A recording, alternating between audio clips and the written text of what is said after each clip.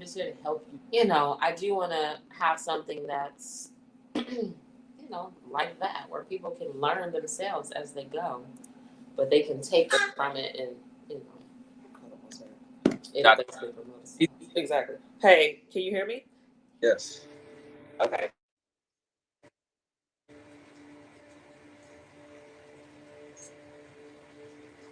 Oh yeah. Looking for my iPad. I don't know why you wouldn't be able to see comments and comment with people within StreamYard, but I know you can comment through I mean you should be able to comment in both, but I don't know how you would I be got able. another phone, so I'm gonna just use. Okay. And we have a guest, so I'm going to exit out and then just open up your YouTube as well. Okay.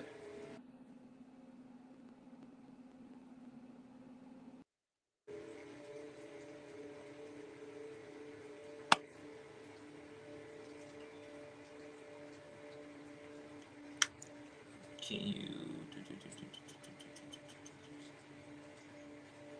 me see. Miko. Miko.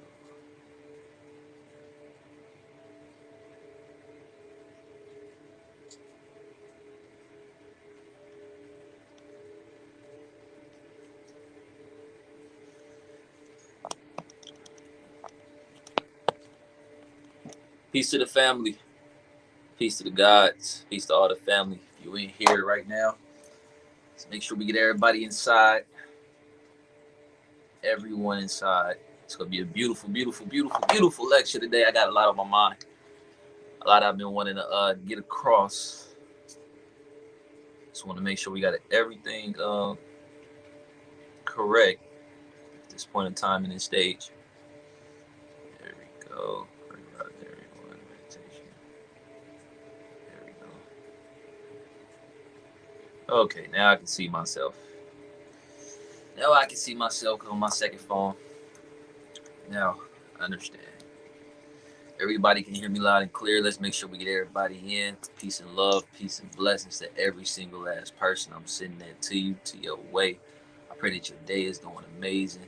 I pray that your mind, you sharpening it, that you sharpen it through these skills at all these different classes, that you tapping into my sister class, that you tapping into my brother class, my pops class, and you learning something and you taking that information and you applying it to yourself and you taking it further.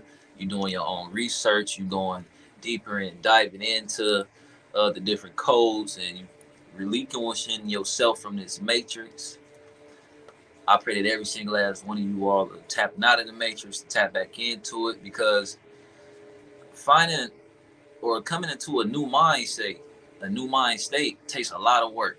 Healing takes a lot of work. And the number one enemy that we have is simply ourselves and simply our mind. And today, this is a continuation of that childlike mind state in which I was talking about um, Wednesday, but we're gonna dive a little bit deeper today before we go into meditation. And because on Fridays again is where I really would like to teach and where I really like to start breaking things down. Much love to everybody. I'm gonna wait till we get more and more and more and more people in here. So if Miko, if you on here, make sure that you send out the link, please, my good sister, on the Discord again. I can't do it on this phone. Let's make sure we get as many people in here as possible as we did last time. More and more people. This is one of those things when it comes to meditation, you gotta continuously do it. This is not something that you can do one time and think that, oh, I meditate now. Nah, this is not what that is. You understand? Meditation is something that you have to continuously work on, something that you have to continuously dive into because it's literally you separating yourself from everything and every attachment that you have. So many people are crying. So many people are searching for the truth of this world and searching for themselves within this chaotic world, but no one is going inside and just shutting the F up. You understand me? I see a lot of people and I see a lot of just everywhere, just a lot of talk, a lot of thinking, you sharing something because you're trying to teach people and all these different things. No, The only person that you can ever learn and teach is yourself, and the only time that you need to speak is when you are supposed to speak. And all of this is extremely important because I was thinking about this, right? Assalamu alaikum to the family. Assalamu alaikum. Ashe, make sure that when y'all come in again, y'all say something, that you speak, that you let me know that you hear, that you let me know that you are, alive, that you're a human being, that you black and you proud and you beautiful. When you come in, share your energy with the family. Share your thoughts, share your mind, ask questions. You understand me? This is a spirit that we are creating in egregor. And if you don't know what a spirit is or egregor is, it's when you have more than one or two, three people, and you get together in the spirit of something. And what that does is, they always say that three men, that's all you need for an army. Well, the reason why is because when you have three energies pulled together, it creates the third dimension. The y-axis the y and the x-axis creates when you pull in, from all of those from three different angles, you have literally a triangle. The triangle is one of the symbols of life. Is one of the meta symbols and one of the laws of life. So when you start to create, when you have those threes, when every time you see those threes, the three equal to six, threes goes into six, and the six goes into the nine. And nine is what completion, as my brother always explaining.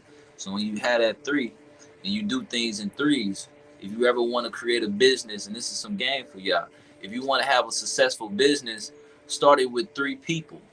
You understand me? If you ever want to have a successful, if you want to start new routines, try to get a group of two more people besides yourself, and y'all really stick to it and be like, look, we're all three of us. We're gonna hold each other accountable, and we're gonna get this done. I guarantee you that you're gonna go so much further with three people instead of one. That's why they always tell you, when it comes to success, you need a team. But we understand these esoteric languages just from a very simplistic viewpoint when saying things like team or saying things like group and things of that nature. But there's very deep down metaphysics behind all of these practices and these sciences. So when you come in, definitely I see the family. Oh yeah.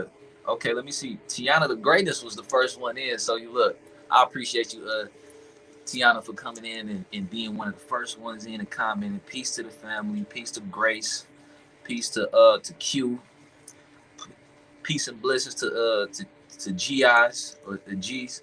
Look, if I speak your name wrong, just hey, I'm just pronouncing. You understand me? It's the English language. Rashonda, peace and blessings to Rich, Naziah, Twink Drums, cuz we got Twink Drums in here. We got Jot Energy. We got Milton Lindsay. Design. Okay. Dejanay City Forever. Okay. We got the Natural and Proud Nation in here. Shout out to the Natural and Proud Nation. I love it. We got the Aaron Bohanner, Ruthie, Janisha. We got Margaret. Oh yeah, it's love in here. We got Kentrell in here. Come on now. This is high vibrational energy. This is only one mind in the universe. Beautiful, beautiful, beautiful conversation today. The childlike mind. This is something I was thinking about heavy last night. It was heavy on my mind. It was heavy in my dreams when I was dreaming as well. And I was thinking, what separates the childlike mind from the adult? You understand? And I thought about this. And I thought about it deeply. And the thing that came to mind was desire. Desire, the desire is what separates the childlike mind state from the adult mind state. The adult mind state, if you think about it, is full of desire. The desire within men and women is what stops you from creating, is what stops you from actually obtaining what you want. The childlike mind state, once you think deeper about it, Again, it is innocent. Because children are innocent, they are free. Because they are innocent, they are free and they are pure. This is why we say children are pure. They have purity. And when you see children, oh, they're just innocent. You understand me? It's because they are free of desire. You understand? When a child is free of desire, they are a pure channel. They're a pure channel for higher entities. And I was doing research on the higher dimensions. And I was doing research on what exists in those higher dimensions. And this is what usually starts to scare people off when they are entering next level stages of, themselves and tapping into the next level of and phase of life through meditation and through, you know, reorganizing their mind. And this is why I realized there's so much um mental issues in the United States of America and this world in general. The reason why is one is because of environment, because your environment is stronger than your nature. You understand? And let's say for an example, if you are a child, you are an innocent child. Let's say you at a family trip, you go to the rainforest, right? Say you go to the rainforest and you're traveling throughout the rainforest and you just see, because of your childlike mind, you see a crystal on the ground that you like, right? You see a crystal and you pick it up. And a lot of people mistake that it is their mind, right? Is the one that is communicating to them that they like that crystal or they like what they see. No, no, no. That's not how consciousness works. The deeper that you go within knowledge and understanding, you realize that actually all things around you all communicate. Everything has consciousness because everything is within existence. So if that crystal communicates to you that this is a beautiful object, right? Your mind responds to that object, and you say, the child mind is just curious, right? This is why we say curiosity kills the cat. Some of these terms, when we start, I'm gonna always bring up terms so that way we can bridge them and we can make sense of them. The childlike mind state is pure, right? It's pure. So the child sees this crystal while this child is in the rainforest, and the child likes the crystal because the crystal sent the signals to the child's mind that, oh, this is beautiful, you should pick this up. So the child picks up the crystal and he enjoys the crystal or she enjoys the crystal. And so this child goes back home. Let's say goes back home to, where the child is from in America, right? Keeps this crystal on him at all times, right? So let's say for an example, the child family, cousins come around and friends come around. What if one of the friends, you know, started bashing that crystal that the child has in their hand? It's like, why you holding that crystal? What that thing is ugly. Why you got that? You understand me? So that's the first strike. That's first strike. And then two, right? Let's just say one of his friends or something steal this crystal. To steal her crystal, right? And so the childlike mind goes from just pure discovery and creativity and thinking something as, just being something that it likes to now, because the environment that the child is in, right? The environment has created now desire within the child because the environment is attacking the child's nature. You understand? And is making the child now go back into the child's mind and think. You understand? Thoughts, honestly, are the enemy of our divinity. This is why we understand the deeper that you go, in meditation, you realize that you are your own enemy. Why? Is because you realize that you start to make agreements. And this is in that book, The Four Agreements, right? You start to make agreements with what other people are saying and what other people are doing. You understand? Because other people have, somebody has taken your crystal now, or somebody has bashed your crystal, you defensive. You understand? The child mind goes from a curiosity to a defensive mind. Now the child starts to be agitated. You understand me? Starts to fight over it and things of that nature.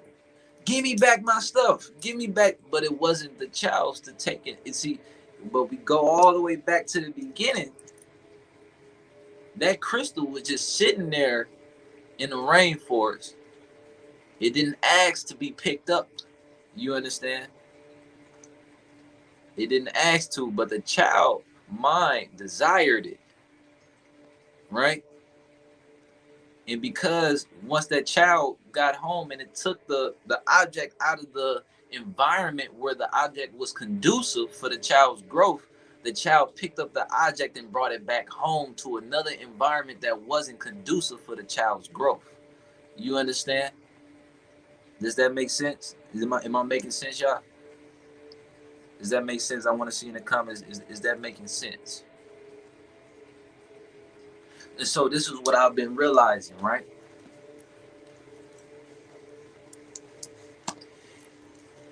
In order to raise our children and also to raise the inner child within us, environment is extremely important. Environment is extremely important. It's more important. Matter of fact, environment is more important than writing things down. Environment is more important than reading. Environment is more important than everything because it is all due to environment that teaches us how to respond to entities and higher dimensional beings and thought forms and desires. You understand? If you are in an environment where you are in the mountains around grass and greenery and things of that nature, you're going to desire things that are within the mountains. You understand? If you are in a place where you in a city full of people who are driving fast cars and big houses and things of that nature, you are going to desire those cars in those houses because your environment is stronger than your nature when you are not above yourself. You understand? And this is why when we go into our minds, we understand that wait, these are not my thoughts. I don't like all this shit. I just start attaching myself to things. So that's because your mind is your first enemy. I want y'all to understand something here. If you recognize that you have thoughts that you don't like, that means that you are separate and you are now reflecting. If you can feel a thought come into your mind and you say to yourself, I don't like that thought. Why am I thinking that? Then at that point in time, you are above your thoughts. And at that point in time, that means that you realize that you are not completely in control of your own mind. There's obviously some other entity of being or spirit that exists within my own consciousness that is speaking things into my vibration. You understand? There's obviously other thought forms and energies that exist within me that I don't like. And how are these things attaching themselves to me? And how are these thoughts coming into my brain? How? That the how, and what I've realized is, and through a lot of research that I've been doing, and what I've been realizing again is through our desires. You see, desire is not a bad thing. Don't get me wrong. Don't get me wrong in it. Desire is not a bad thing. Desire is a tool. You understand? If we start to approach life, you understand, with the childlike mind state, but we correct our environments, right? Then our desires will pull us forward in the correct places in which we truly want to go. You can use your desire for sex. You can use your desire for going out to the club and alcohol and things of that nature. Or you can transform and use your desire to pull you to creating the world in which you wish to see. You understand? But there's ways to do this. There's ways to do this. Why do you think people wear symbols? Why do you think people have altars? Why do you think you take pictures of your loved ones and you put them up on your walls? You understand? Why do you think that you put art on your walls? You keep plants in the house. Why do you think you do that? Do you think it's because do you think it's because it's just something that's just you like to do, or and for many generations and for thousands of years people have just been doing this just on a whim? No. And just like Tiana said, yes, it's to create a specific energy to allow specific entities to come into your environment. I want us to understand something about entities, energies, and spirits, and angels. Angels and demons. There's one thing that people seem to talk about all the time, but are spooked by it so much because they just don't understand what an angel and what a demon is. You know, in the Bible, in the Quran, they both speak about how man are above angels and demons. God gave man power over the angels. You understand? And the angels must bow down to man. But what are angels? You see, God never said that angels were man. I want y'all to, but for some reason, all depictions of angels are seen as humanoid figures. Have y'all noticed that? God never gave a depiction in any book that an angel was in the figure of a man. Not that I've noticed. But for some reason, when you look up pictures of angels and things of that nature, they show them as humans. When it's not the case. It's not the case. I want us to start thinking of entities as simply thought forms. That is it. Angels are thoughts.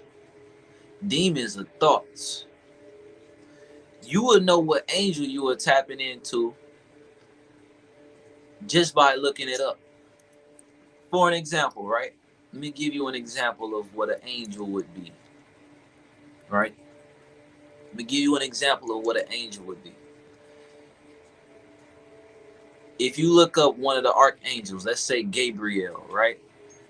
My brother named Jabril is actually Gabriel in English, but I mean it's actually Gabriel in Arabic, right? Gabriel is a messenger angel. You understand? Oh, let's go deep. Gabriel is I believe so. I may be incorrect. I'm not sure, but Gabriel is an angel that spreads the message of God. He's a messenger for God. You understand? So you can understand what angel you tapping into simply by what motion you do on the planet Earth. How are you moving on this planet Earth? You understand? How are you moving on this planet Earth? You will understand if you are tapping into angels and demons by recognizing your own movement.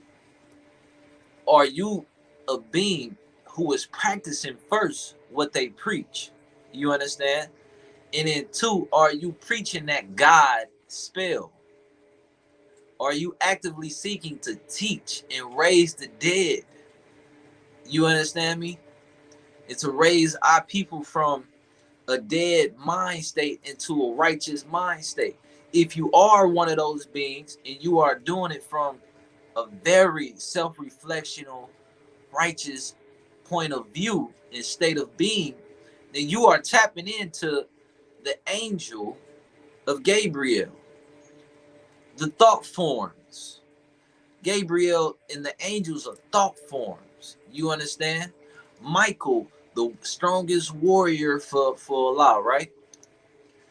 Warrior, if you a warrior for Allah, if you fight for Allah, if you a soldier for Allah, then that means that you are tapping into the angel of Michael in your thought forms, right? But let's on the flip side of this, because I've noticed this and I've started to understand these things, right? The more that you are tapping into, let's say, demonic shit would actually be. And then, but again, before I go into these things, I don't want to spook anybody. I don't want to spook anybody. I don't want to make anybody feel, like before I go into these different spaces of mind, I want to make sure that you understand that you are always where you should be in everything that you've ever done, even if it was things that you perceive as that you don't like, that you do. Know that there is a divine being who is moving you no matter what. You understand? And because you tapped into things that are considered more so, on a negative spectrum, and you continuously probably still do it, understand that you're doing whatever it is that you're doing to evolve yourself, because you're gonna eventually get tired of all that negative ass shit that you do, and you're going to eventually evolve. And it may not be this lifetime. I'm gonna just keep it honest. Some of us may not evolve in this lifetime, and it may come in your next one. You understand? But that does not mean that you won't evolve. You will evolve. Because reincarnation is real. But I just gotta let y'all know that real quick. The demonic side of things. Indulgence. Indulgence is a demonic trait. Why? Because indulgence connects you to the world. Indulgence is the thing that and a lot of people can't seem to break out of, because people have very strong, basically demons, thoughts and desires, strong desires that are pulled towards a negative entity, such as people say, I can't stop drinking alcohol. That's an indulgence. There is a demon that rules over that. You understand me? There's a demon that rules over that thought form of indulgence. When you talk about, let's go back into, let's say, the commandments, such as lust and greed, um, desire and gluttony, things of that nature. If you do have those traits, and all of us do have some form of those traits, you will understand that those are demonic thought forms. And if you are tapping into those often, this is how you can, just like on a pH scale that goes from 10 to -10 and things of that nature, you can determine where you are on the scale of life, on the balance of life. If you can self-reflect and say, God damn, I indulge a lot, I do a lot of lustful shit, I'm greedy, things of that nature, and then you can see that your spiritual pH scale is very low right now. You understand? But on the flip side, if you can self-reflect and be like, wow, I really got a great heart, I give things to charity, I make sure that I try to teach when I can, I teach myself, and I'm learning and I'm experiencing and I'm living life, then you could say, oh well, I'm pretty great on the spiritual pH scale. You understand? Like, matter of fact, let's I like that, the spiritual pH scale. I like that. I'm gonna have to coin that real quick. You know what I'm saying? The spiritual pH scale. You can always determine, no matter what type of thought form wants to come into your mind. You understand? I want to give y'all this because as you are moving in that creative childlike mind, you are susceptible. You are extremely susceptible to entities when your mind is pure. You understand? When your mind is an open channel, I want to let you all know this. As the deeper that you tap into the spiritual world, into meditation, you're going to be open, more open, because you're going to start entering higher states of the world. You're going to see different things. You're going to tap into different worlds and different viewpoints. But the point is to always be reminded of self as you are traveling to the higher dimensional planes. As you rise in life, so does your enemies. You understand? And as you grow in spiritual strength, so does your enemies.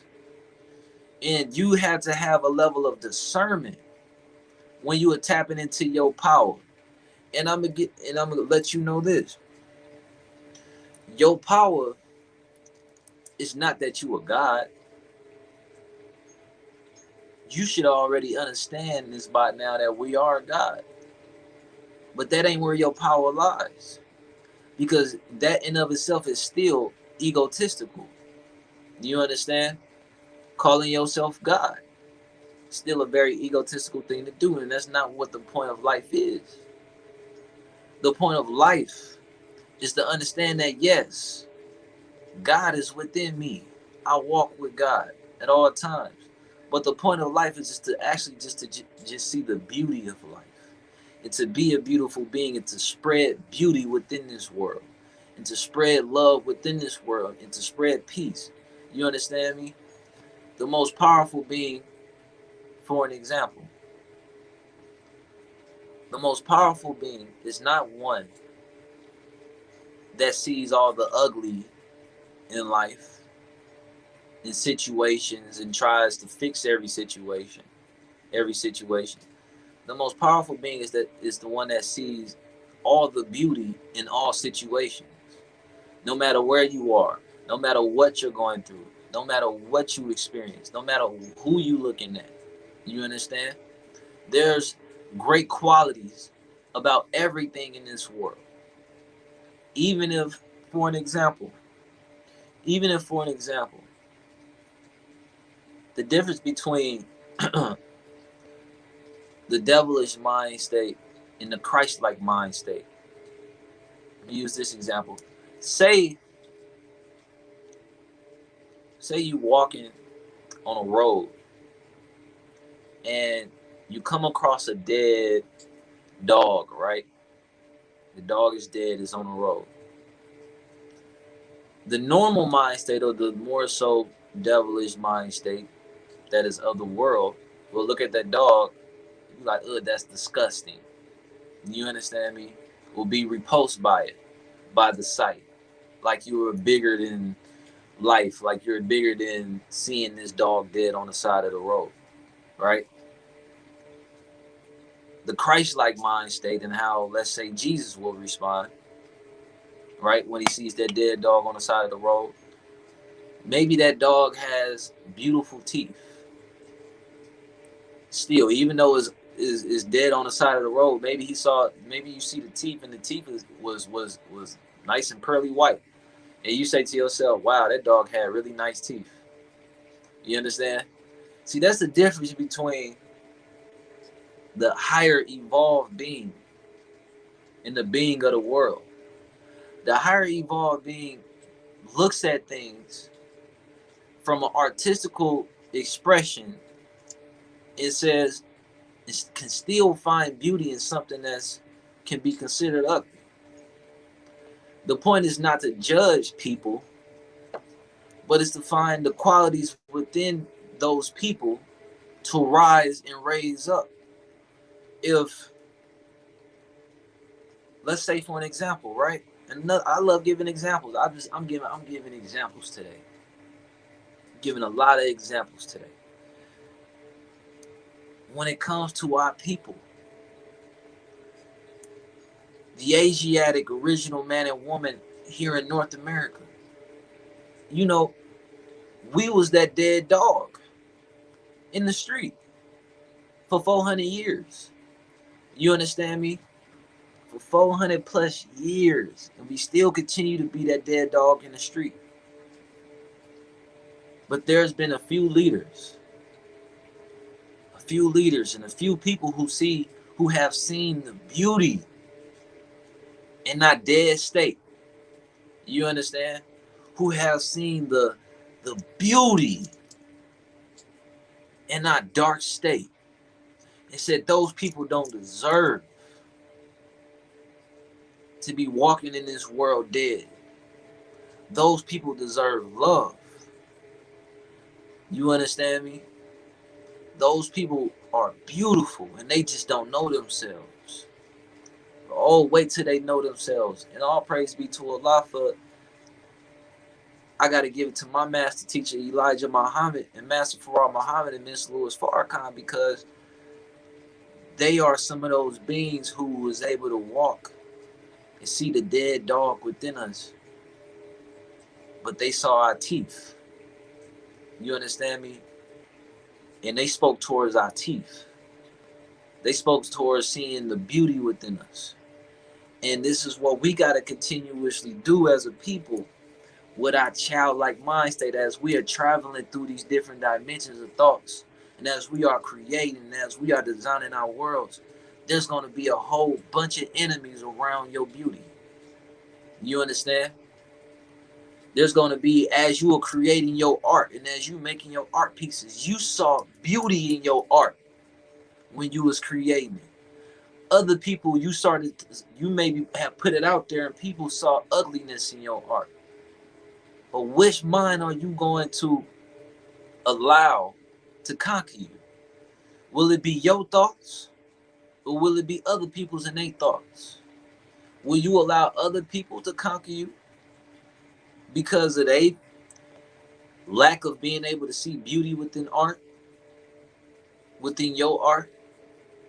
Or will you be the conqueror of your own self and your own art and say, no matter what I put out there, I can only create beauty? No matter what dimension I travel through, I'm only going to remind myself that I came here on a basis of me wanting to discover and to find a higher new state form, thought forms. And I'm always reminded of myself. You see, the mental problems, that occur in this world stem from a lack of a conducive environment.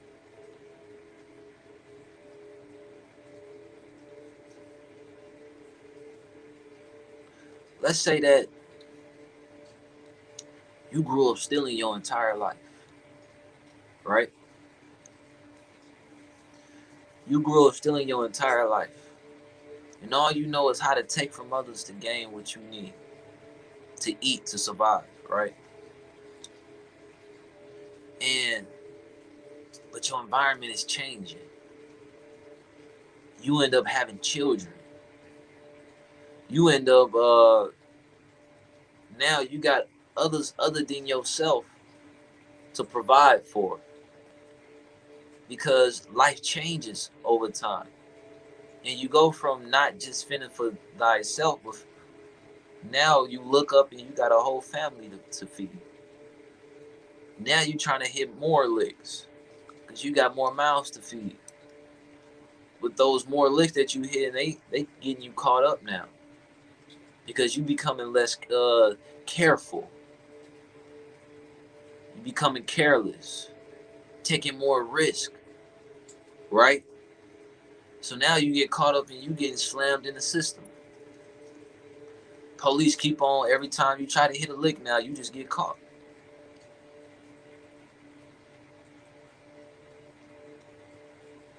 right? Now they throwing you in the system, and now they throwing you in a hole. They putting you in that hole, and now you sitting there by yourself in your own consciousness, in your own thoughts. You was never meditating. You wasn't taking the time to hone and to be to yourself.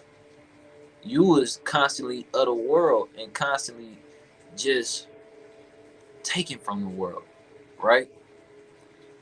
But you was never training your mind, and you wasn't ready for the consequences. You understand? You wasn't ready for the consequences of your actions. And so when they start throwing you in that hole, all you know how to do is to take. So as you in this hole and you in this dark environment, you by yourself and you lonely, you start taking from your own spirit. You start taking from your own soul. Because all you know how to do is take. You don't know how to go inside and close and shut off the thoughts.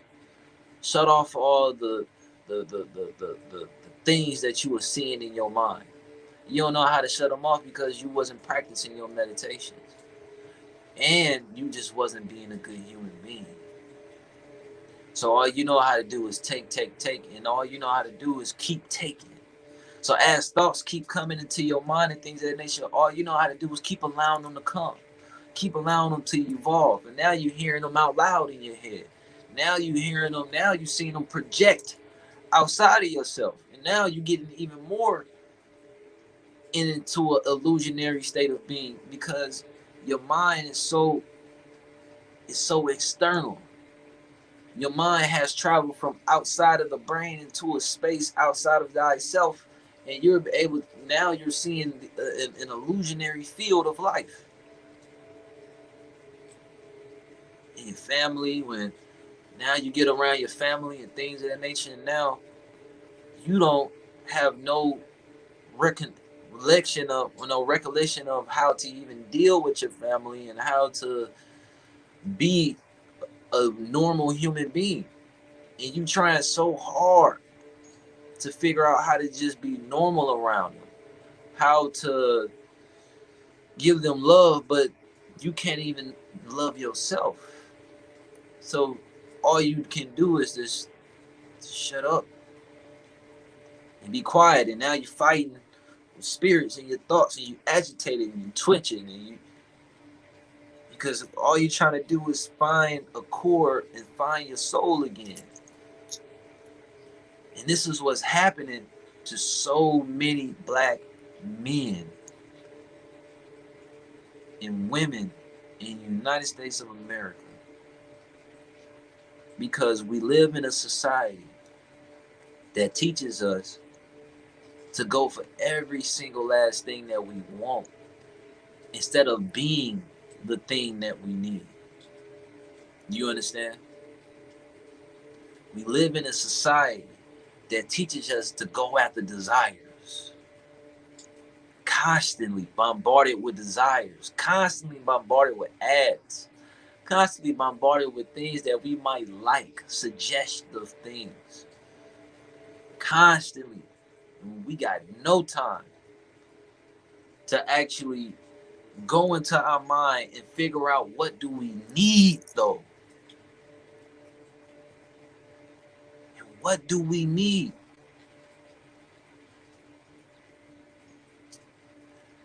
We need a change of environment. You see, the mind heals on its own. Just like how, and this is in the meta netta, right? You all should read that book. It's a very powerful book, but it's, it's gonna take you a while. It's gonna take you a couple of readings. The meta netter, however you pronounce it. It's breaking down how you don't have to think, right, to move your hands, to move your legs, your organs. They all work for you. There's obviously some omnipotent, powerful being inside you that you don't even have to think of moving your body, but you just do it somehow. When you got to go to the bathroom, all you got to do is think of, oh, I need to go to the bathroom, and you get up and go do it. But you're not teaching your legs how to move every single last muscle in your body, how to move every single last nerve and blood vein, because that would take way too much mental power and bandwidth. So there's another being that exists parallel to you in your own body that is more intelligent than you, who is working in a cohesive nature to you, with you, to allow you to actually move and to freely do as you please. Now, we understand that, right? And we understand that we have this inner being that just helps us. But if we start to understand something, what exists inside of us exists outside of us as well. You understand? So we have an inner being that automatically moves our arms when we tell the arm to move, just by thinking of it. Imagine, I want you all to imagine this. Then that must be that God that we are calling on when we say, that God that's in heaven, right? That God that's in heaven is the one that's controlling us, or we perceive it to be in heaven. You see, no matter what you think, you are always being moved by your higher self. There is no cutting off of the higher self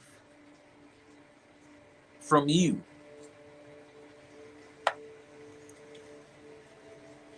So no matter what you experience in life, even if you experience losing your damn mind, it is all because your higher development is sending you through that portal. Just like how you control your body, your higher spirit is controlling you. You understand?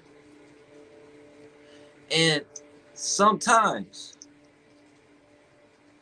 because we are choosing to lessen our auric fields, choosing to not establish connection with our chakras, choosing to not establish an inner direct communication with you in your higher self, what people tend to do is run amok and allow other spirits and entities to have control instead of their higher self. You understand? And so, but the only way in which is to start healing these mental problems that we have as a people final thing that we can ever do when we exhaust all options before after you've exhausted every option in life, right? You don't want to seek therapy. You don't want to travel the world and been to the most grand of beaches and hotels, and you thought that was gonna bring you peace. After you done found your love of your life and your twin flame, and you thought that that was gonna bring you peace, but for some reason you still searching. For some reason we still searching for more peace, more things to add on. Oh, maybe if I just move to a better house, I'll think better. Maybe if I just, you keep changing and shedding bodies and forms, but the one thing that we are not shedding and changing is the mind and the being that is within us. We are constantly thinking that we can just tell somebody something and that's going to change. No, it's the moment that we finally say, what if I just close my eyes and meditate? Y'all ever notice how our people, even in our dead state, when they see meditation and things of that nature, they actually are interested in it. Even if they done drunk all the alcohol and smoked all the weed and things of that nature. Don't get me wrong, I'm going to weed too. Even if they didn't did all these things, they see the being that meditates and they get curious. What if I just tried meditating? That's because meditation and going into your mind is the first place that you heal. That's the first place that you create the world in which you need to see. And imagination is your first tool to the kingdom of heaven. Imagination is the first tool in entering the mind state of heaven. And once you start to go into your meditation and you visualize the true world, stop thinking because you go on Pinterest and you see something you like that that's what you want. No, no, no, no. Go into your mind and visualize the most conducive environment for yourself. You understand? Go into your mind and figure out what your house looks like. Go into your mind and imagine what your relationship looks like. Go into your mind and be honest. Be completely honest with yourself. What do you feel that you deserve in this plane, in this plane of existence, in this lifetime? Go into your mind and visualize everything that you feel that you deserve, that you need, and not what you want. Is the difference. Go into the needs of your imagination, and I guarantee you, you will be able to pull out the home. You will be able to figure out your true home from inside of yourself. And then you write down, you take your journal or you take your drawing pad or your art canvas, and you start to design that world. You start to write that world down. You understand? And as you write that world down, then that's when you get into motion. Because now you have a complete foundation to build upon. You have a real foundation to build upon. And this is how the creative mind works. People think the point is to be an intellect, to be a visionary. Visionaries don't change shit. Intellects don't change nothing in this world. You want to know who changed the world? It's geniuses. Why do geniuses change the world? Because geniuses don't look to the world and the problems of the world. Geniuses look for the problems within themselves and change the problems within themselves. You understand? The genius is the being, the man or the woman that goes into their mind and figures out how to heal that thyself. If as you heal thyself, you are healing fragments and problems within the world naturally. Visionaries think that they can look at the world and heal the world. All you end up doing is creating more problems because you think that because of your ego that you have the proper, you understand me, way to life. When if we understand life correctly, life has always evolved from what the creator wants the world to evolve into. You understand?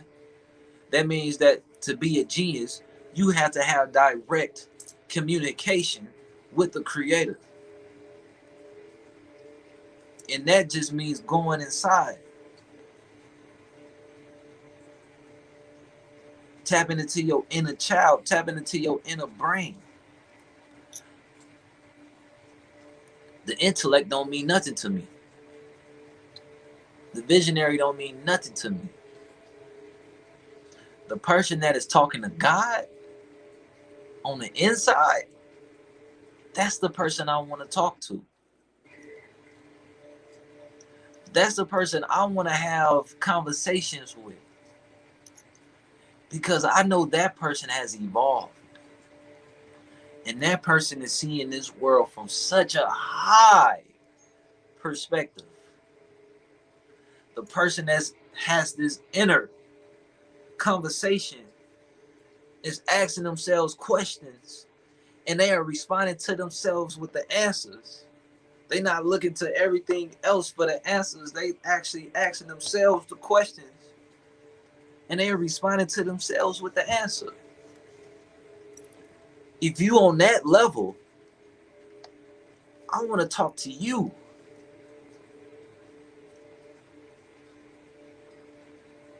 I don't want to have conversations with the people who are seeing all of the results of the world and trying to fix everything in the world. That ain't what I'm here to do. I'm not here to save the world. I'm not here to fix you and your problems in your mind.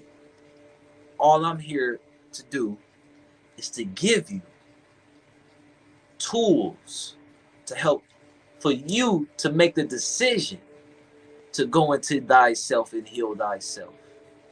I'm not here to save you, my brothers, my sisters, my fathers, nor is Elijah Muhammad, Master Farad Muhammad, Mr. Louis Farrakhan, or Noble Drew Ali, or Malcolm X, because obviously they haven't saved you. The only person that can save you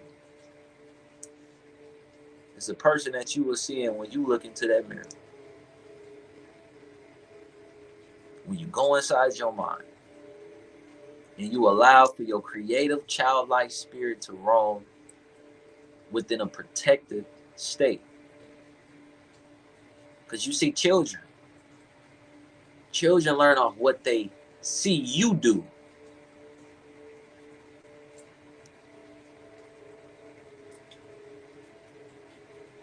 They don't learn off what you say to them.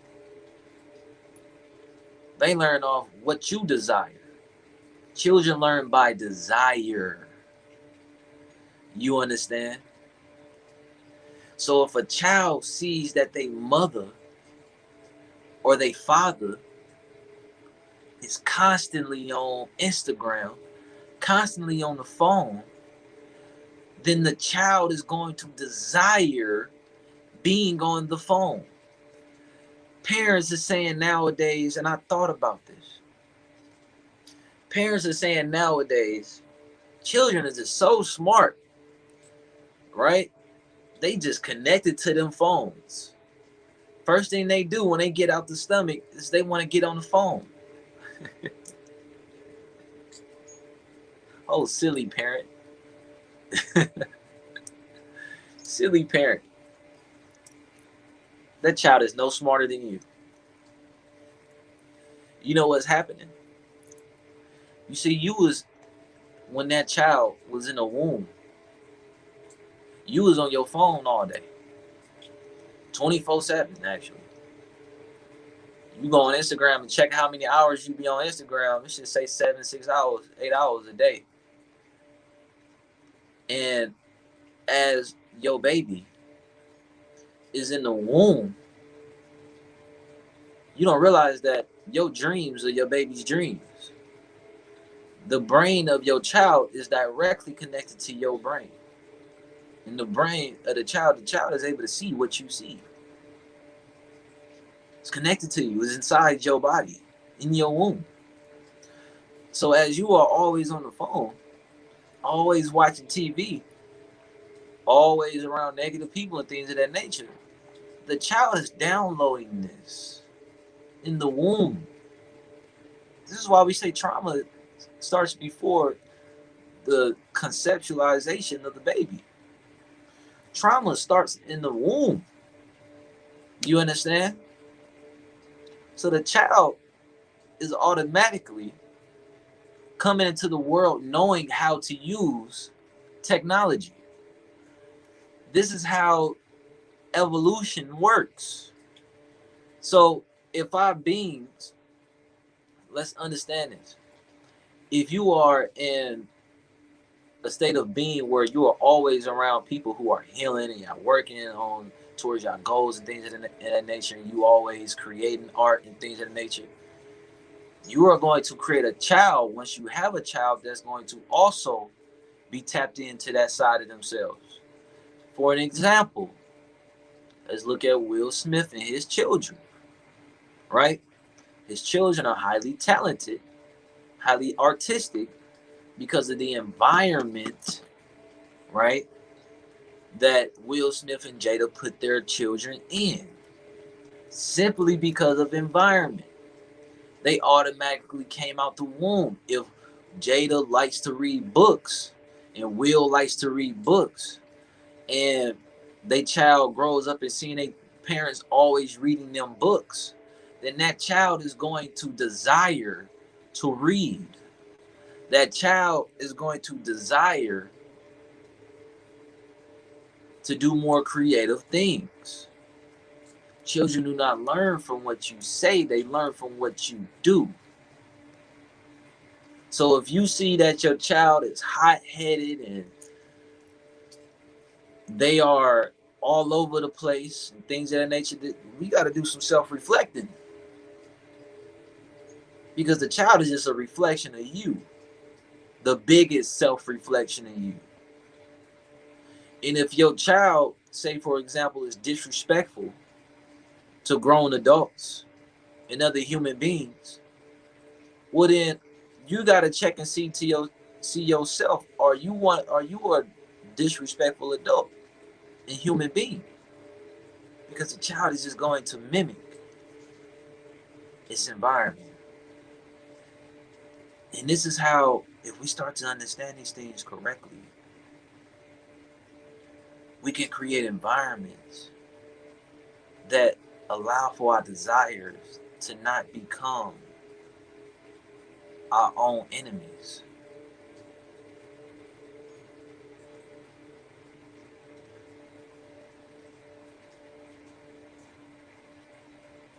Create that altar. Create an altar in your space, in your house, in your home that reminds you, you understand, to tap into your divinity when you look at it. Get a Buddha statue. Put the moon and stars in your house, in your environment. Put plants around you. Because remember that it's all about what you give attention to. That's what you feed. If you give attention to something, you give power to it.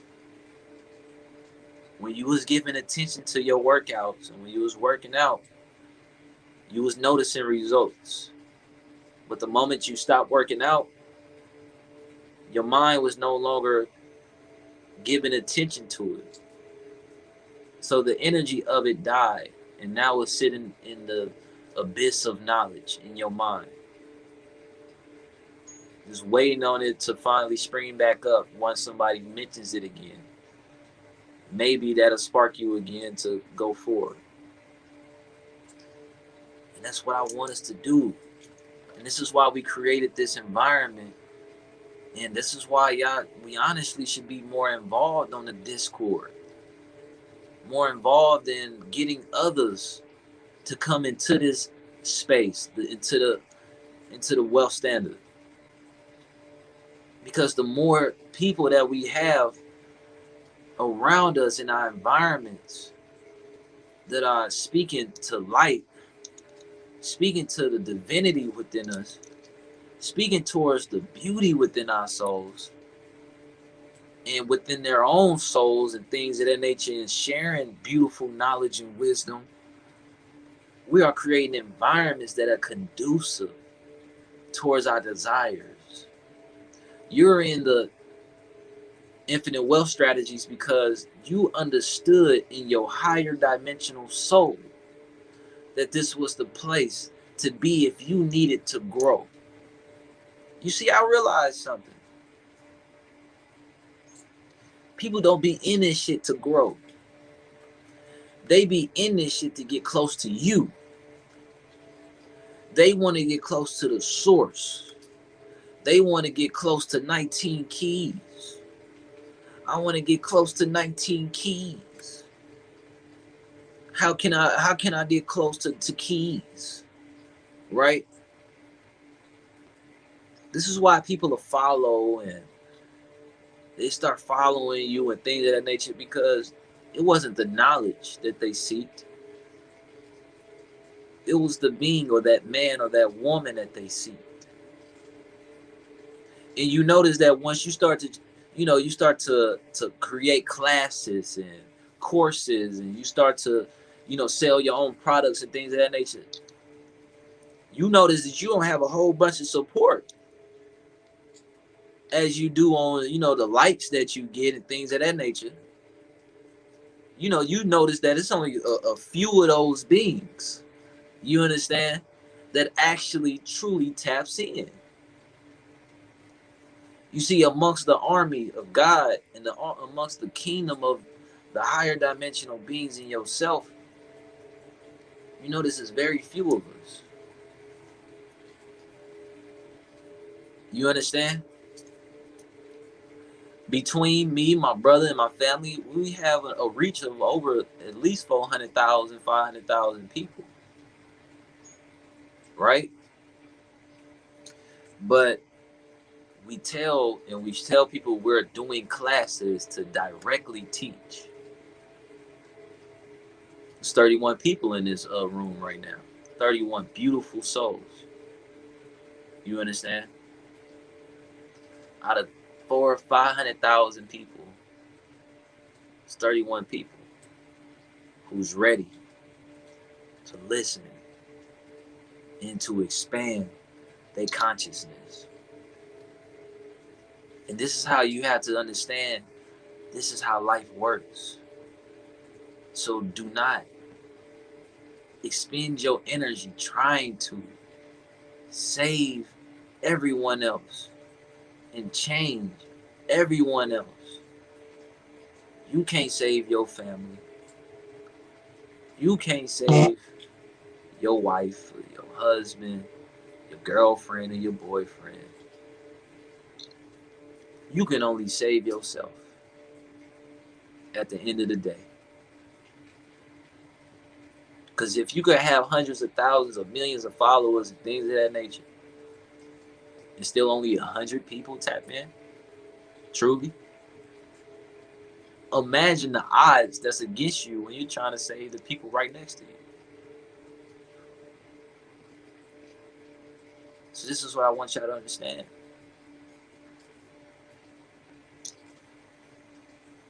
And so let's do a meditation. Let's do a beautiful meditation. I want to do a nice meditation before we, in class today. This is the conversation on, again, on a childlike mind state and entering that space of your mind and detaching. So we're going to do a meditation on detachment.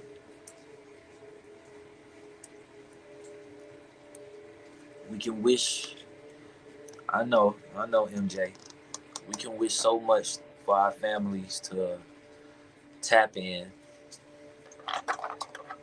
but that is a lost cause. As you tap in, maybe you will spark change in your family's mind. You can't change anybody else but yourself. You can only be an example. Only be an example.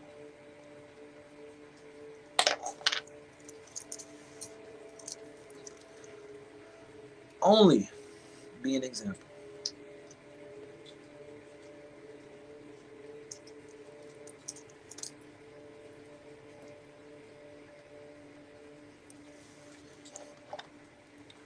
Be an example of thyself, for thyself.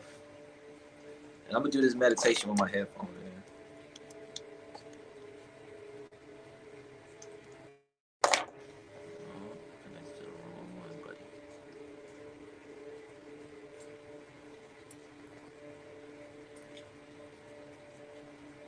Let's see this again. Let's do this meditation. Go get this in, family. Thank y'all so much for being on here, for being live with me. It's always an honor being able to have these conversations and to share these thoughts and this research and my studies. And I'm very thankful again for these spaces that you all help to provide, because without you all, the space doesn't exist. And so I'm thankful for that. I just always want to recognize to Allah, all praise due to Allah, for being able to connect in the ways that we do. Okay, hold on. Why is it still connecting to this? It's not the one I wanted to connect to.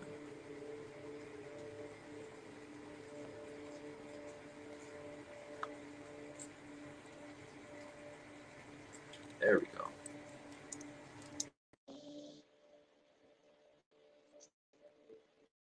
Okay. Can y'all hear me?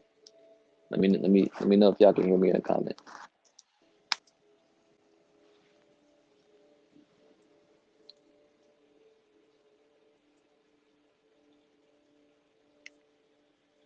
Let me know if y'all can hear me. I need to know. It just did a restart. Okay.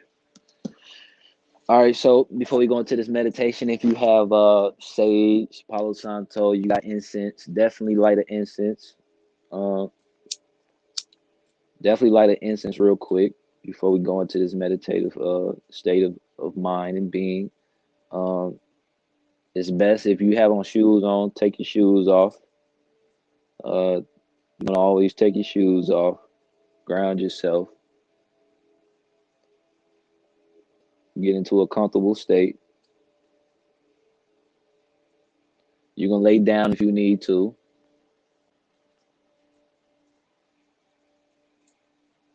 Get comfortable. I want y'all to be comfortable. It's not about being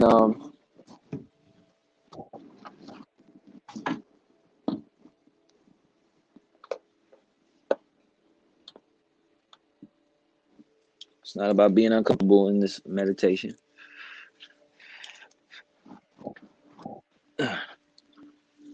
Okay. So we gonna do.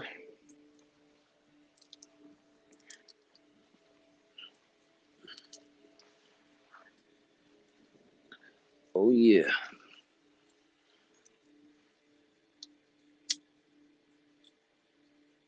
So definitely light your Palo Santo on your sage. If you got your crystals, you can hold your crystals. Crystals themselves help you travel in the spaces of your mind. And I want to let y'all know that when it comes to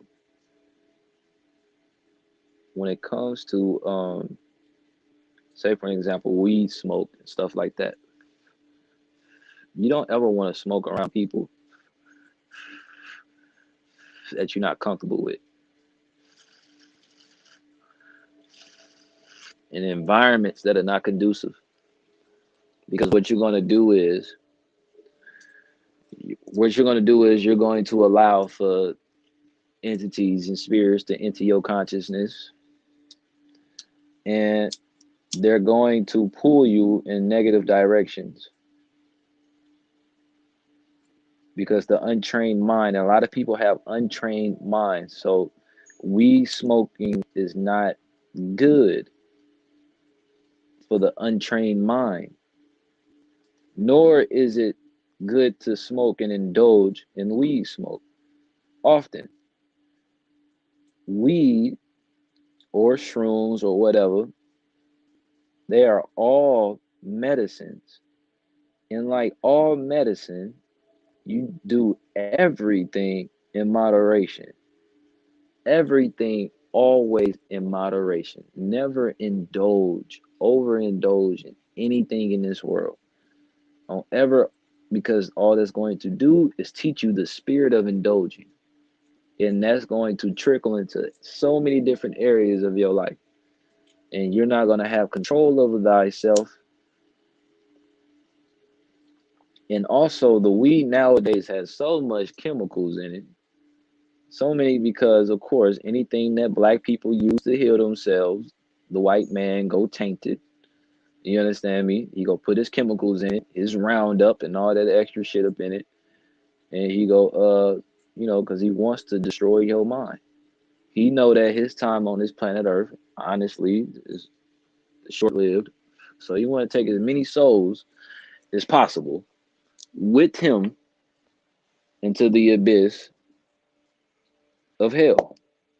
Let's just be honest. That's what he want. And they trying to take as many people as possible.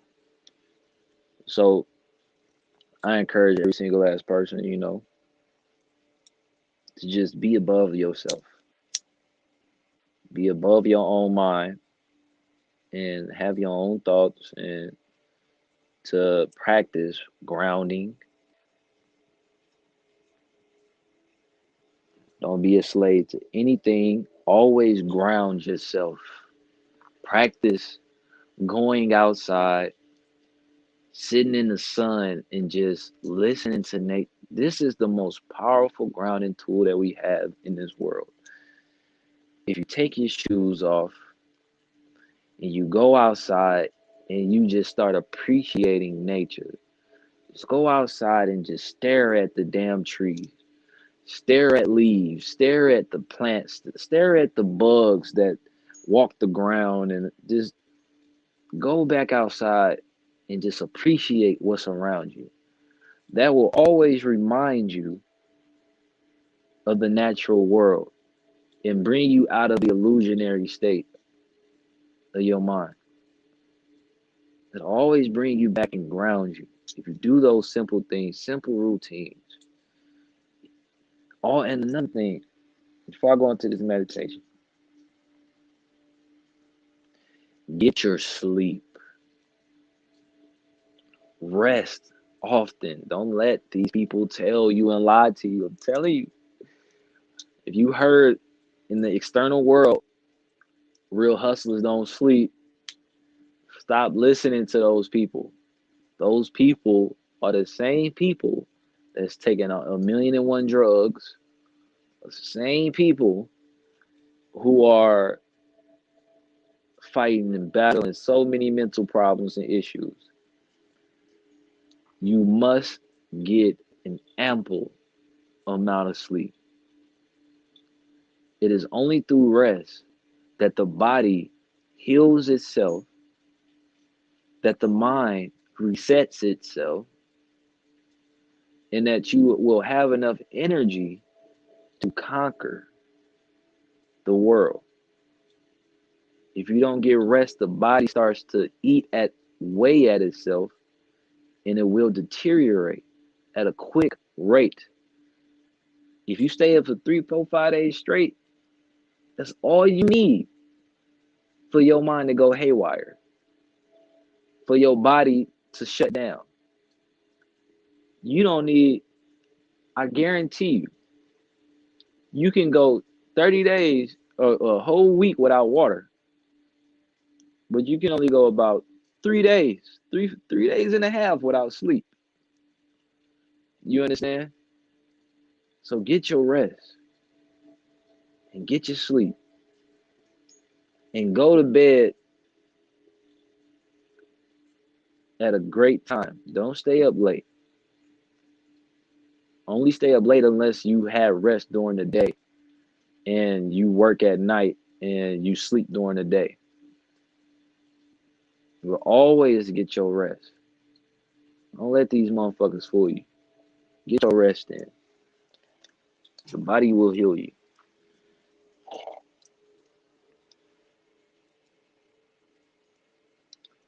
Do not listen to your uncle. And that's why he in the military. That's why your uncle in the military today. And he working for the white man. I'm just keeping it honest. And he working for the white man's army. Soldier for the white man. The white man's army. Because he don't get sleep.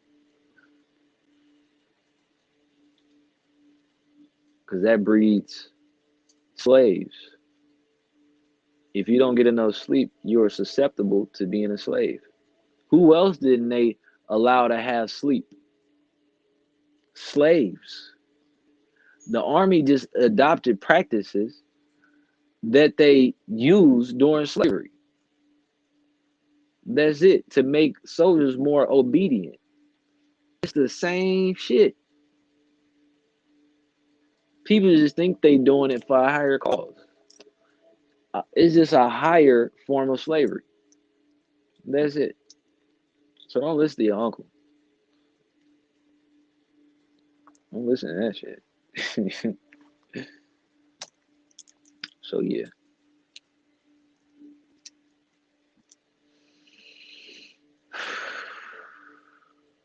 always into these states of being with breathing.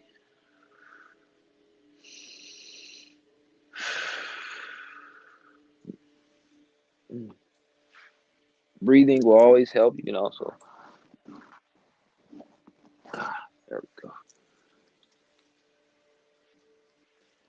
Once I get my rosemary oil and things of that nature, I'm gonna do another one of these lives outside so I can show y'all some of the qigong techniques, and we're gonna inshallah do that next Wednesday. So next Wednesday will be introducing you all more to the qigong and the visual meditation, and tapping into your body movements and tapping into the power of your body, things of that nature, to activate your kundalini. But I need that rosemary oil because these mosquitoes are next level in Georgia. These mosquitoes, you step outside for 1 second and they own you. They own you like white on rice. I'm trying to tell. They own you like the police in the hood. I'm telling you, they is on you. They don't care. They don't care out here. These mosquitoes ain't got no manners. They don't have manners. You understand me? They just no. They see what they want and they go get it. They like them. They like them niggas on Miami. In Miami on the beach, always hollering at chicks and telling them. You know what I'm saying? Like just rough about it. Like that's how these mosquitoes are. So, but yeah, next week we go tap in to some of the visual meditations and things of that nature. And we go keep rising each class. Always again, continuously go back into these meditations and these classes and listen to them often. Listen to like go back into these classes and play them while you asleep and watch how you're gonna wake up even more expanded in your energy. You know what I'm saying? I'm saying now these mosquitoes definitely GMO mosquitoes because these mosquitoes they just be acting up like they just be acting unusual. I don't know what be going on in the mosquito world, but I'll be like, bro, I gotta relax. Like I'm just trying to live life. You know what I'm saying? These mosquitoes, they don't be trying to let me live, man. I ain't been able to practice none of my qigong for like a good week and a half because these mosquitoes they just been vicious. I'm like, I'm like, bro, y'all got to give me some room to breathe. y'all, y'all trying to do too much.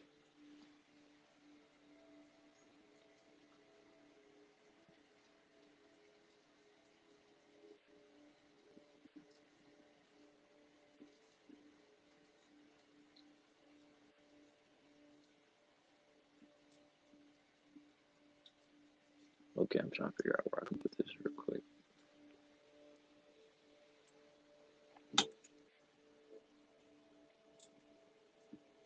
Expand the consciousness. Alrighty. Plant some citronella. That sounds saucy. What about lemongrass oil? Lemongrass do not be working, cuz. That do not be working. That do not be working. Okay.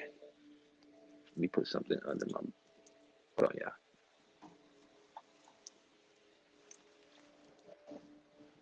1 second. Need to find. Okay. Y'all gotta give me a second, real quick. 1 second. Doom, doom, doom, doom, doom, doom, doom, doom, doom. All right. Let's get comfortable. Heat. Come to Heat. Let's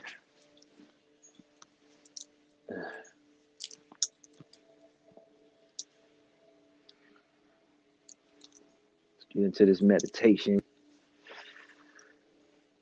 All right. All praises due to Allah.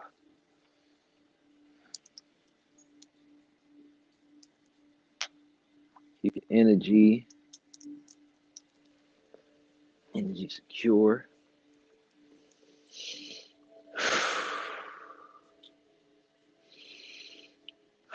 Get into your breath. Do your breathing. Remember the technique I taught last week about holding your breath? You can do the holding your breath technique.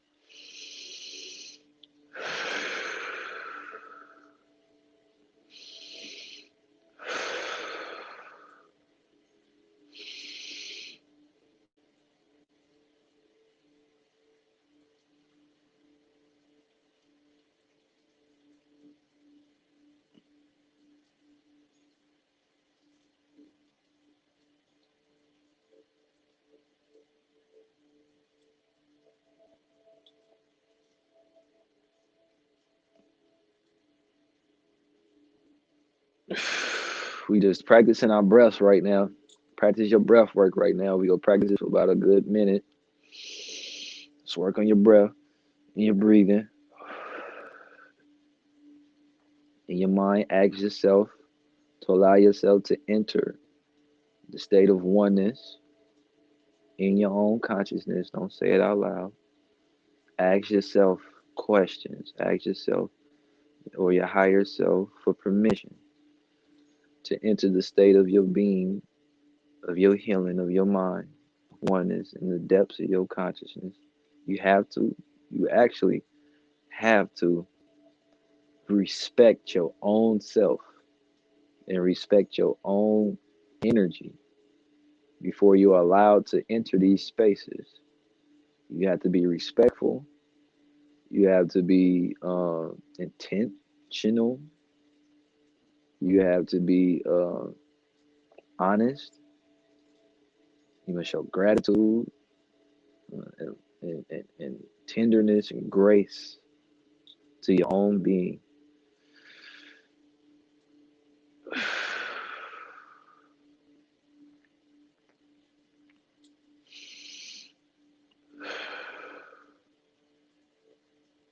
So as you are in your mind, you have your eyes closed, you are breathing, you're listening to my voice. Tap into your imagination. And as my words are being spoken, allow them to guide you through your imagination. Allow your imagination to take you to where I take you with my words. You understand? So as my words are being spoken, visualize those words. Visualize the environment.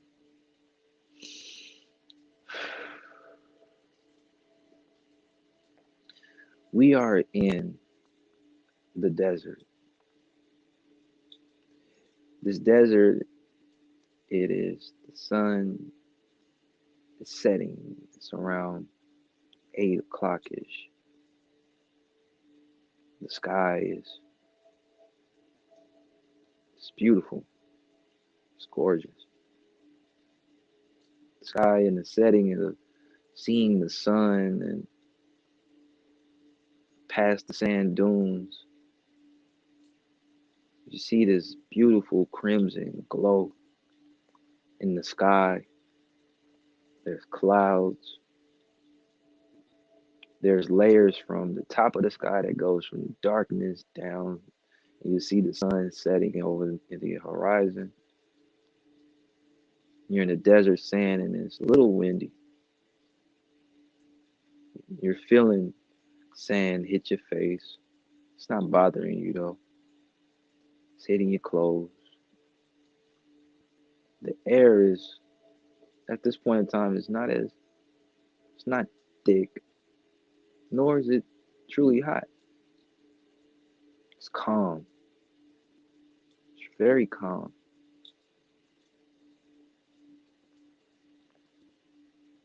The sky looks like an oasis. You just notice that all around, like everywhere you look, and you're just seeing the sand dunes, but you're seeing that the sky just looks like an aurora. You're traveling to just a beautiful oasis in the desert. And you're walking also.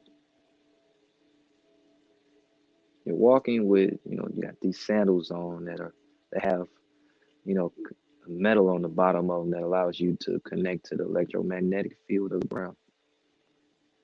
You're in, traditional desert clothing, long drapey robes, and beautiful garment.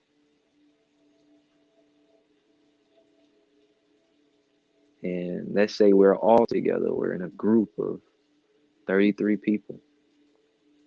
Everybody dressed to impress. It's a beautiful place that we at. We are traveling through the desert and sometimes the wind picks up. But we got our camels and our horses in our community. We traveling through the desert.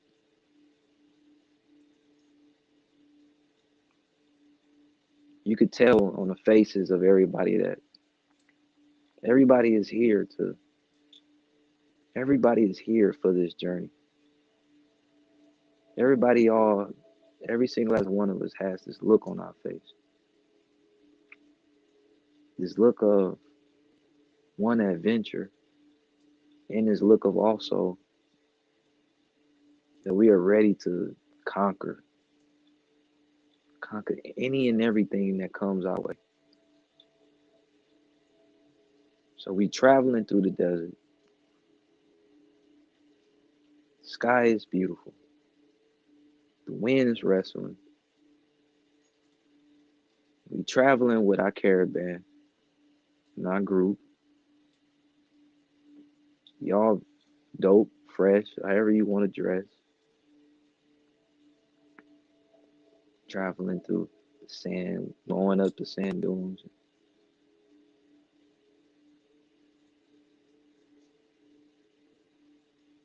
The sun is setting, but none of us are afraid of the sun to set. As the sun starts setting, we're hearing more and more of the natural creatures start to come out. But we've been through this. We've done this before millions of times. So none of us is phased.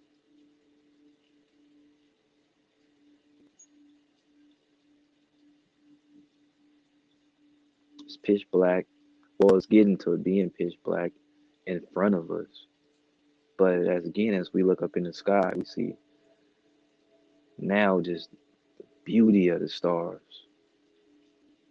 The stars are coming out, and there's so many of them, more than you've ever seen ever in your life. And the stars start to become the light of the night, and the moon is shining on the desert sand, glistening, iridescent against the crystals of the and the grains of the sand. We're traveling through the desert because we're looking for our oasis. So we are still traveling at night. We travel for about 15 miles. We take a rest, and in this rest, we all sit down. We stabilize our camels and our horses. We bring out our prayer rugs,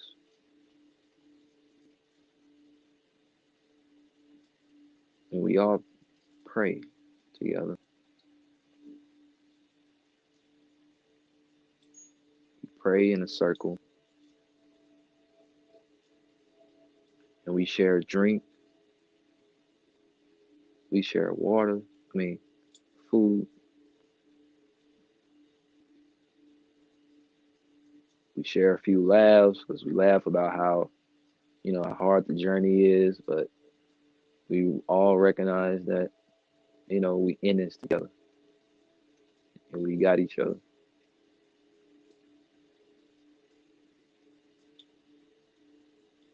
Sit down for about a good 30 minutes, hour. And then we all agree that, all right, we should get back on the move. So we get back up and, stabilize our camels and our horses, and pack up everything, get back on the move.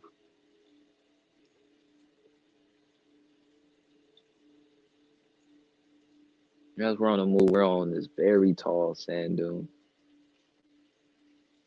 And it's almost like we can touch the sky. The moon has gotten huge over the horizon. There's meteor showers across the sky. And we notice that there are lights starting to form in the sky as well, like an aurora. Green light, red light, blue light, purple one, orange. It's just shifting in colors, and the lights is just shifting in the desert sky.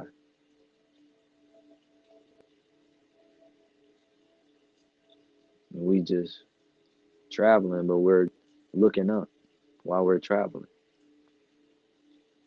We're allowing for the place that we are looking up to in the stars to guide us. We're allowing what we see in the sky to move us and push us forward.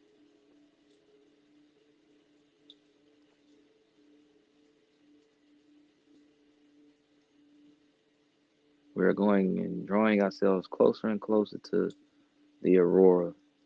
Because at first it was so far away from us. Now we walked the extra 10 miles. It seems like we're getting closer and closer to this aurora, this aura.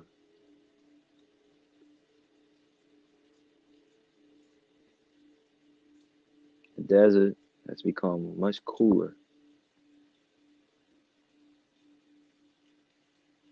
The wind now has this beautiful breeze.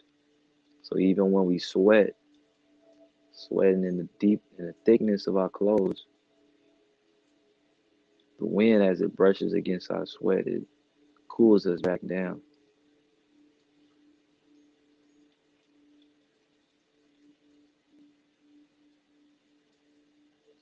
And as we are walking, we get closer up, we start to see the formation of an oasis.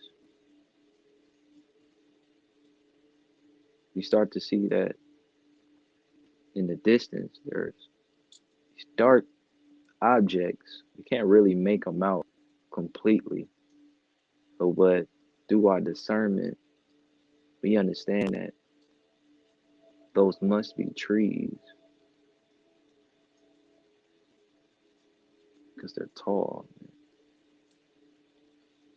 It's just this huge forest-like structure in the middle of the desert.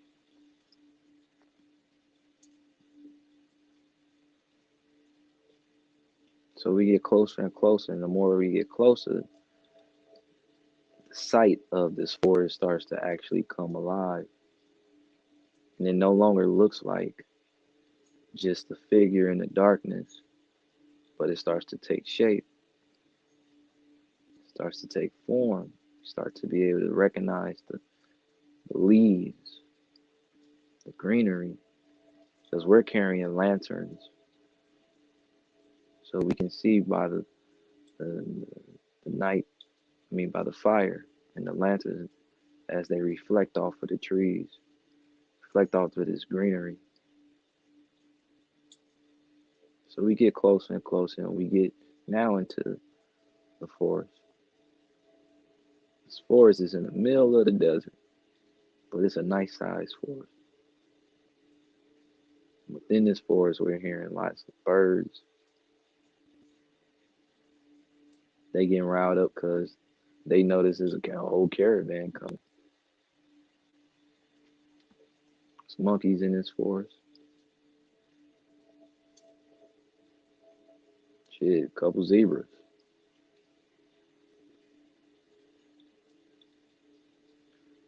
There's nothing really of any obstacles in the forest. It's almost like it was designed there for us. So we say this is the place where we are going to rest and we're going to spend our couple more days here. And we set up a campfire. We set up camp. And we are all around this campfire. And we're enjoying it.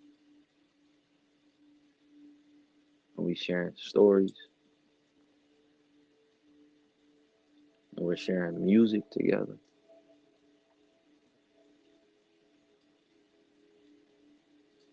and we're sharing laughter and joy.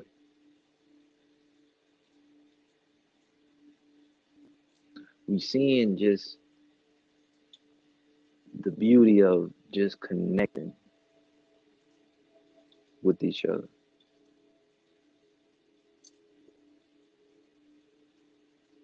of going through something so tough, such as walking through a desert. But the more we walked, we built up memories with one another because we've gone through what no one else dares to go through. But we were determined to get to this place that we knew existed in the middle of the desert. And so very few people reach this place because so very few people understand the mindset that it takes to get to the place that you need to go to.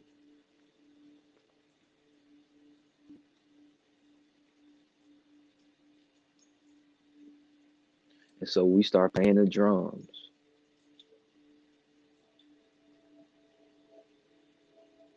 You hearing the ancestors with us. We playing the drums around the fire. Shit, maybe I start rapping or something. You know what I'm saying? Actually, that's exactly what I start doing. I personally start rapping to the beat. Boom,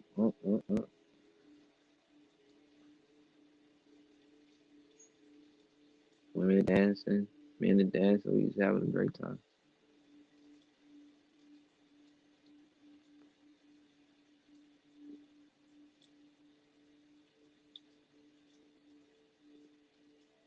And we are becoming basically just a community and a family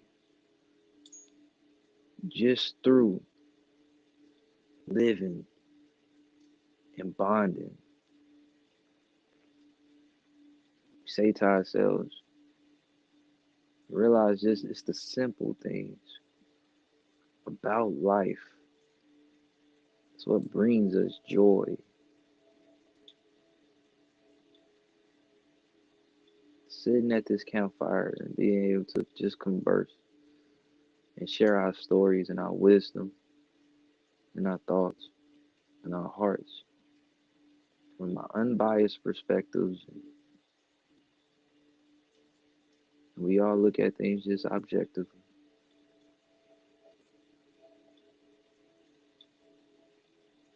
Now we in an oasis. Waterfalls in it and got super clear, crystal clear water and a whole bunch of fruit in the trees. We look and we realize, oh, these trees got bananas and oranges and they got real grapes actually with seeds in it. And vegetables growing. All the spices we need. Rosemary, mint, cayenne, paprika. We like, oh, we got like a black oasis around here.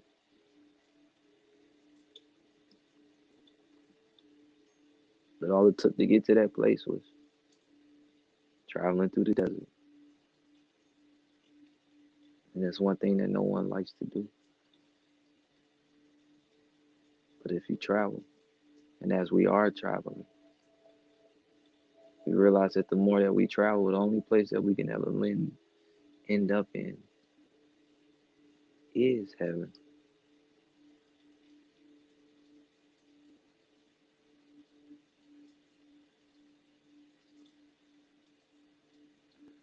So now, in your own consciousness, in your own mind, repeat after me. I am graceful. I am caring.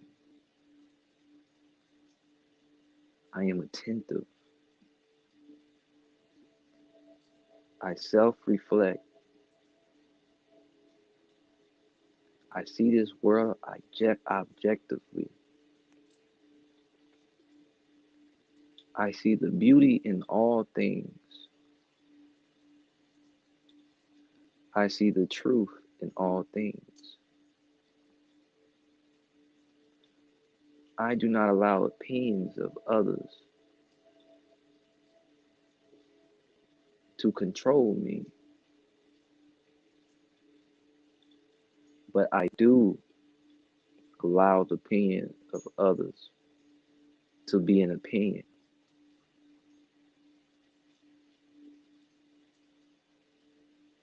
We are all connected and we are all one. I am always in tune with myself, even in moments where I feel like I am not doing the best for myself.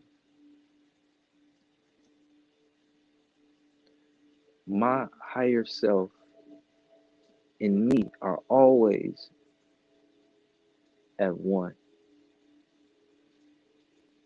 Even if I perceive that there is a higher version of me, I am always me. Sometimes I may forget,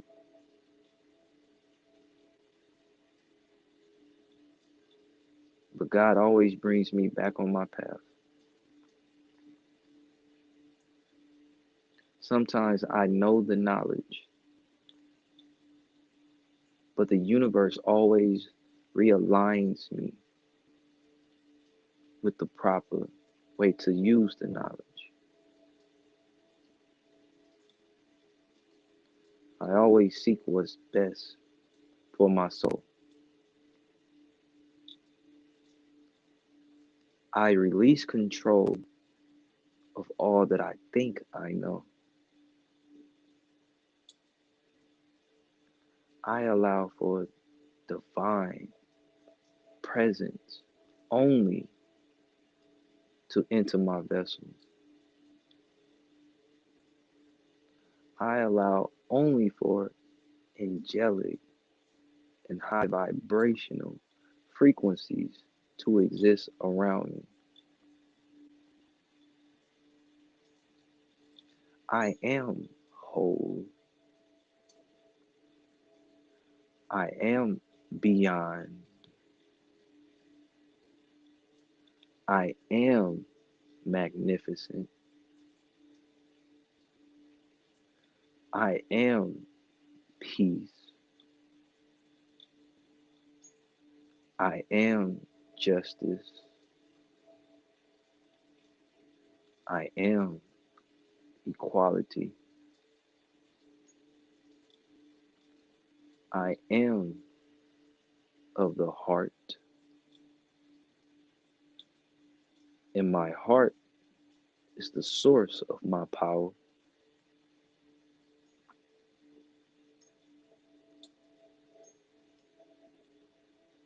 I am in control of my thoughts because the control is relinquished into myself.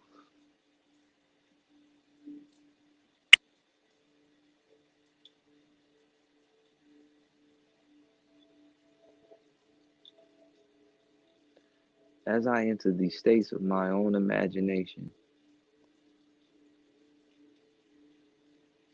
I allow for my imagination to take me to places of higher existences.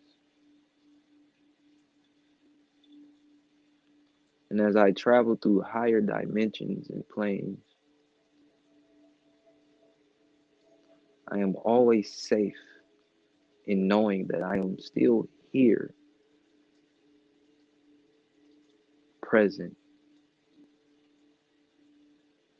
and no entities or energies as I travel these higher fields of existence, have permission, without my say so, to enter my soul and to form desires that I do not allow. I desire only for the righteous.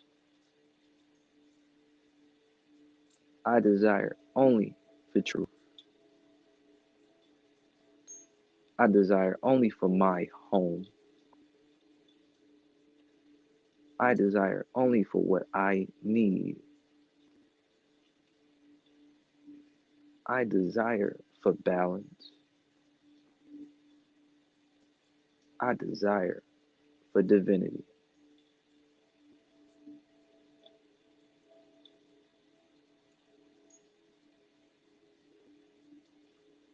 And as we speak these words and as we have spoken these words, we have said all of these words together around this campfire. And we come back down to the campfire from amongst our minds. And we look at each other and realize there was never any separation amongst us. Because at every point in time, at any point in time, we all can enter the mind space and join each other in that space.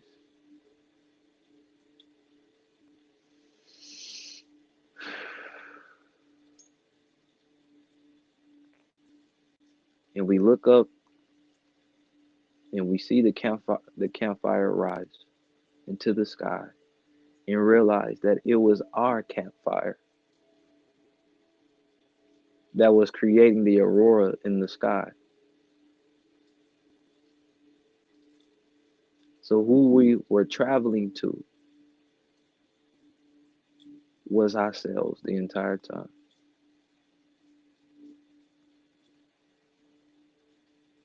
It was us. We weren't looking for the oasis in the desert. We were looking for the oasis in our minds.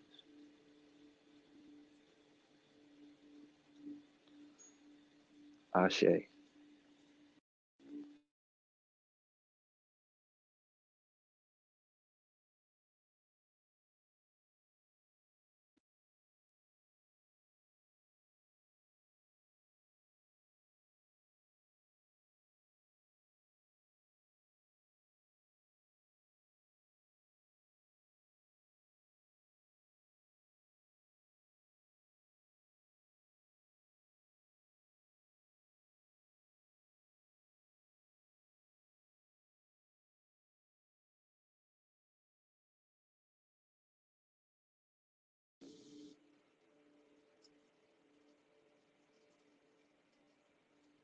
Are we still live? I can't tell. Okay, there we go. Because I think Keys just tried to call me. I can't tell if we still alive or not.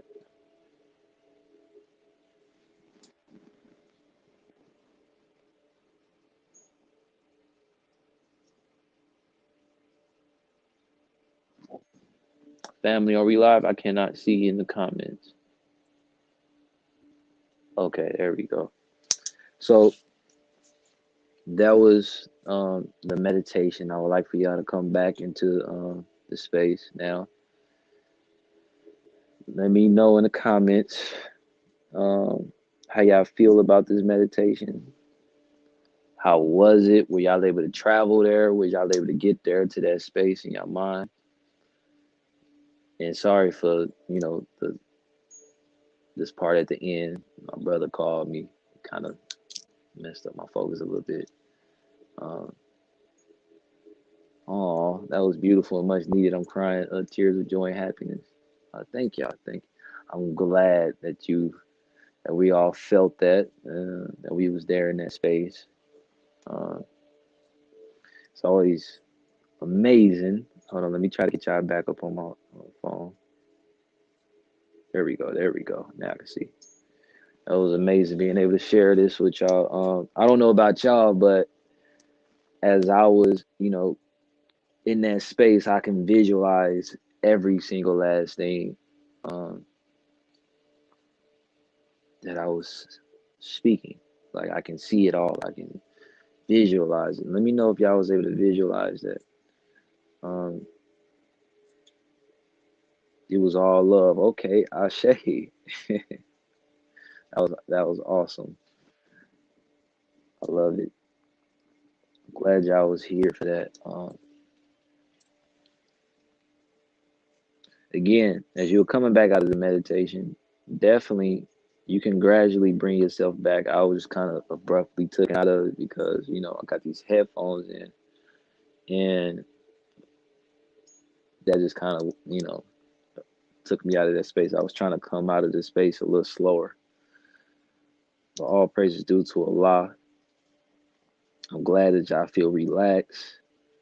Y'all feel more of like a community feel. I feel like I was able to picture every single last one of you all at that campfire.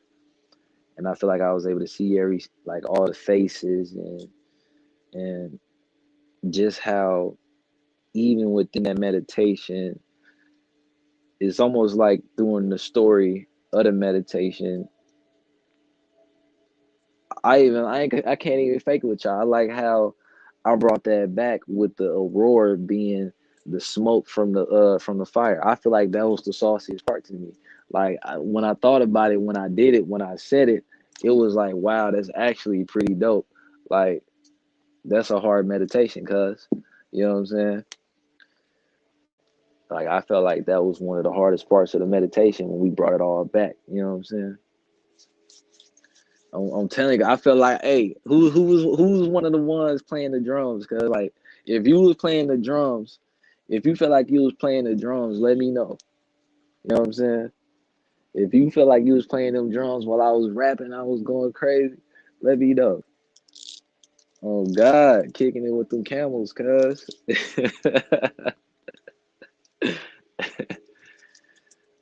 Oh yeah, oh yeah, I'm loving it. Yeah, this is a beautiful, beautiful, beautiful, beautiful meditation.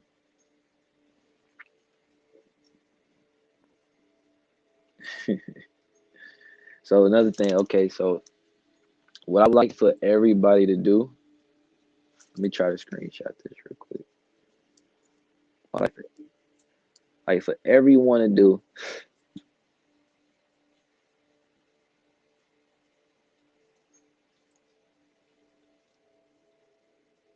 like for everyone to do is again, take these meditations and share parts of them, on your page, on your story.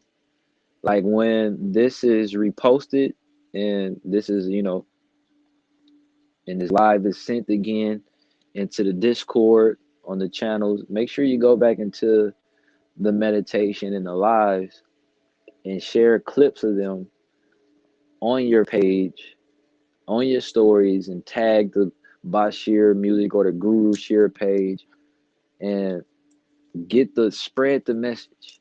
Spread the message and get more. That's how you get more people to get more excited about what it is that you tapping into. Just share clips of what inspires you. You don't have to tell people what to do, but just show people what inspires you. And that's all you got to do. You understand? You don't have to try to tell people nothing or just show people what inspires you and do it in a way to where that's all you're doing. Showing inspiration.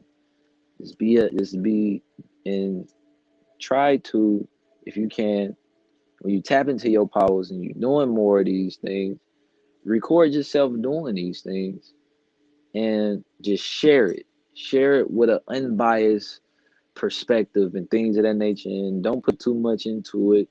Just share. Because when you just share from that space of this can be whatever it turns into, you allow it to blossom and to bloom and to just grow. So that is the class for the day. That was actually a 2 hour long class. You understand me? the first 2 hour long class I've done on this live on this channel. So I'm very grateful that we got to this amount of time. I'm thankful for the family. I'm thankful for you all. I'm glad that you all came in. Definitely go on to the meditation Discord and share your thoughts and share your reviews on there. Again, I, I love all the reviews. So go on and share your review. I'll read every single last one. I love y'all family. Thank you so much. Thank you so much for being such beautiful people. All praise due to Allah. Uh, Continuously tap into your meditations. Keep practicing this. Practice it every day. Every day is important. At least 30 minutes. Just take 30 minutes out of your day. That's all you need to just practice this meditation and meditation in general and to go into your mind, tap into your art. If you who's write in your journal, you understand? Just do something towards building up your powers. It's all I need out of you. You understand me? So all I'm gonna ask you for is to do a little bit of homework. And also I do want to point some homework. I do want to point some homework. I know black people don't like homework, but I want to point some homework. Uh I need for everybody in this channel to doodle or draw something. I need for every single last person to draw something and post it in the meditation channel and group. If you like, I need that done by Wednesday. You could do it today. As a matter of fact, you could do it in 10 minutes. Just draw anything. I need y'all to just go off and just whatever. Draw whatever is in your consciousness, whatever you feeling. Just draw something. You understand me? And post it in the meditative group, and let's all try to let's see, because I want to see what everybody sees in everybody's different doodles and drawings. Like, let's all just try to share what we see in each other's art. You understand? So that's homework for Wednesday. So when we come back in Wednesday, I just for this whole weekend we should be seeing drawings just in the meditative chat, so we can all respond as a community and things of that nature. Um, Hey, if you got stick figures, draw them stick figures. You understand? It don't matter. Like, just do anything. Like, don't even think about what you're drawing. Just draw anything. Like, just let your hands do anything. Like, just go off. You understand me? It's not about trying to draw. It's just about just doing whatever. I'm telling you. Don't trip up about trying to make anything look good, or it's not about that. All this is about is just for you to just tap in to just anything that comes out of your mind. It don't matter. It could be scribbled. Just keep scribbling. You understand me? Just do it. That's all I want you to do. And that's just the homework by Wednesday. So, yes, there's only one mind in the universe. Thank you, family. Again, all praise due to Allah. I pray that y'all have a beautiful, beautiful, beautiful, beautiful rest of your day, and your time and your energy is this high vibration that you spread, this good energy everywhere that you walk on this planet Earth, and that the angels are walking with you, and that God is with you, because you're always with God. And I'm thankful, and all praises due to Allah, who came in the person of Master Farrar Muhammad for the day. I mean, Ashe, all the way tapped in. There's only one mind in the universe.